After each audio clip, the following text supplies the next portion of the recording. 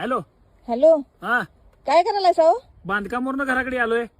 मग मला एक सांगा, हा, एकसारख्या वस्तू जगात किती असू शकतात? एकसारख्या वस्तू नाही, एकसारख्या चेहऱ्याची 7 माणसं असतात. माझ्यासारखा चेहरा 7 असतात. काय झालं?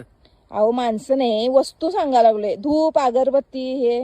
धूप अगरबत्ती तर लाखो प्रकार आहेत. उदाचं आणि धुपाचं लाखो प्रकार आहेत. काय झालं? अहो ते पलीकडच्या कुत्रीनं काय झालं?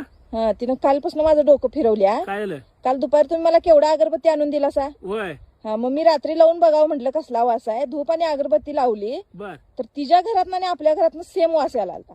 मग त्याचा काय संबंध? असं एखाद्या सेम एखाद्या लागतोय लग तसं काय होते? नाही नाही नाही नाही, हे केवढा आणून मध्ये कोणतर घेवडा लावलाय. काय घेवडा लावलाय? काय बोगत काय तर सांगायला लागल्यास? काय संबंध आहे? काय संबंध नाही.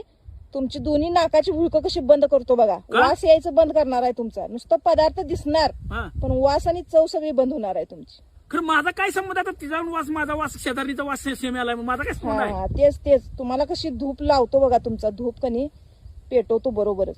माझा धूप पेटवणार? धुपतच राहशीला बघा तुम्ही 48 तास. बर बर बर.